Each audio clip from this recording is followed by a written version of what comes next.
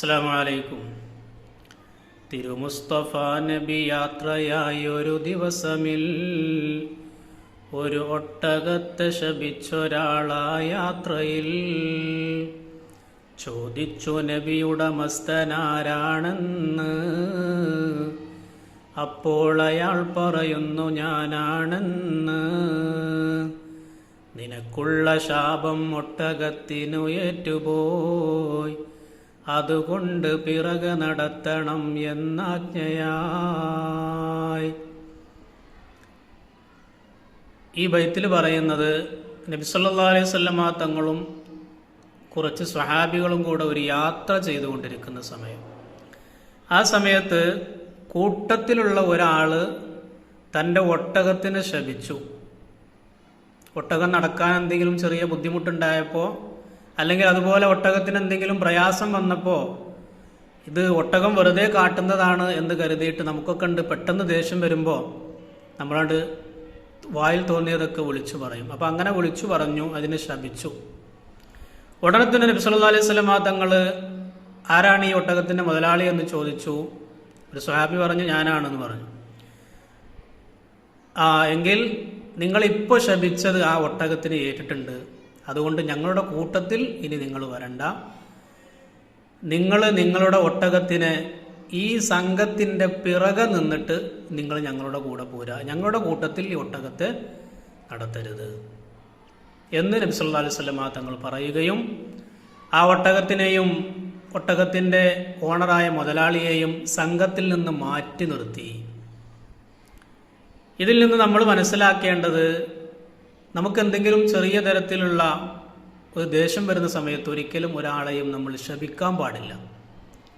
നമുക്കൊക്കെ ഉള്ള സ്വഭാവമാണ് എന്തെങ്കിലും ചെറിയ പ്രശ്നം വരുമ്പോഴേക്ക് ആരാണോ ആ പ്രശ്നം ഉണ്ടാക്കിയത് അയാളെ നമ്മൾ വായിൽ തോന്നിയത് മുഴുവൻ പറഞ്ഞ് ശപിക്കുന്ന ഒരു സ്വഭാവം. ഒരിക്കലും അത് ചെയ്യാൻ പാടില്ല. കാരണം ഈ ഒരു സംഭവത്തിൽ നിന്ന് നബി സല്ലല്ലാഹു അലൈഹി വസല്ലമ തങ്ങൾ നമ്മോട് പഠിപ്പിക്കുന്നത്, ആരെങ്കിലും ഒരാൾ എന്തിനെങ്കിലും ശപിച്ചാൽ, അത് മനുഷ്യനെ ആയിക്കോട്ടെ മൃഗങ്ങളെ ആയിക്കോട്ടെ മറ്റെന്തിനെങ്കിലും ശപിച്ചു കഴിഞ്ഞാൽ ചിലപ്പോൾ ആ ശാപം അള്ളാഹു അതിന് ഉത്തരം കൊടുക്കും, ശാപം ഏൽക്കും. ഏറ്റുകഴിഞ്ഞാൽ ആ കൂട്ടത്തിൽ ഒരു ബറക്കത്ത് ഉണ്ടാവുകയില്ല. മാത്രവുമല്ല, മറ്റെന്തെങ്കിലും ഒരു ബുദ്ധിമുട്ടും പ്രയാസവും വരുമ്പോൾ എല്ലാവർക്കും ഒരുപോലെ അത് ബാധിക്കാൻ സാധ്യതയുണ്ട് എന്നാണ് ഈ സംഭവത്തിൽ നബി സല്ലല്ലാഹു അലൈഹി വസല്ലമ തങ്ങൾ നമ്മോട് പഠിപ്പിക്കുന്നത്. നമ്മുടെ വീട്ടിലൊക്കെ പലപ്പോഴും ഇതൊരു സർവ്വസാധാരണ സംഭവമായിട്ട് നമുക്കൊരു ലൈസൻസും ഇല്ല. മിക്കവാറും നമ്മൾ ശപിക്കുന്നത് നമ്മുടെ മക്കളെയാണ്. ചില മാതാപിതാക്കൾക്ക് ഒരു വിചാരമുണ്ട്, എൻ്റെ മക്കളാണ്, ഞങ്ങൾ ഇഷ്ടമുള്ളത് പറയും, ഇഷ്ടമുള്ളത് ചെയ്യും. കാരണം എന്താ, ഞങ്ങളെ ചെലവിലാണ് അവർ ജീവിക്കുന്നത്. ഈ ഒരു ധൈര്യത്തിൽ എന്തും വിളിച്ചു പറയുകയും എന്തും ശപിക്കുകയും ചെയ്യുന്ന ഒരു പ്രവണത, അതുകൊണ്ടുണ്ടാകുന്ന ബുദ്ധിമുട്ട്, ആ മക്കൾ ശാപമേറ്റ് കഴിഞ്ഞാൽ ആ കുടുംബത്തിൽ തന്നെ മൊത്തത്തിൽ അള്ളാഹുവിൻ്റെ ശാപം ഏൽക്കുന്നുണ്ട്. അതുകൊണ്ട് ആ കുടുംബത്തിൽ ഒരു ബറക്കത്ത് ഉണ്ടാവില്ല. മക്കൾ നമ്മുടെ ചെലവിലാണ് കഴിയുന്നത് എന്ന് വെച്ചിട്ട് അവരെ ശപിക്കാനോ അവരോട് വായിൽ തോന്നിയത് വിളിച്ചു പറയാനോ അവരെ മേൽ കുതിര കയറാനോ ഒരാൾക്കും അധികാരമില്ല.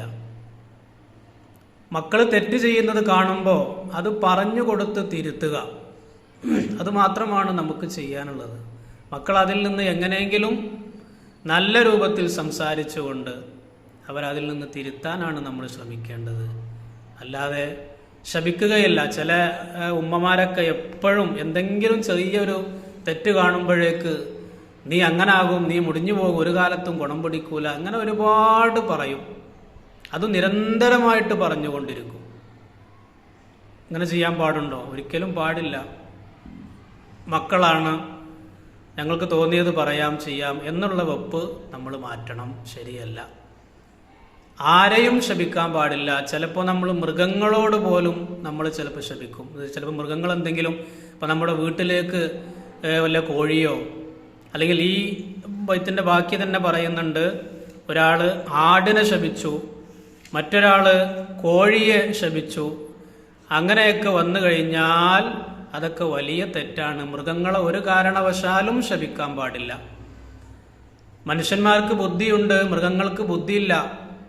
അതുകൊണ്ട് തന്നെ മൃഗങ്ങൾ ചിലപ്പോൾ, ഇപ്പോൾ കോഴിയൊക്കെ നമ്മുടെ വീട്ടിലേക്ക് കയറി വരും, ചിലപ്പോൾ അവിടെ അവർ കാഷ്ടിച്ചു വെക്കും.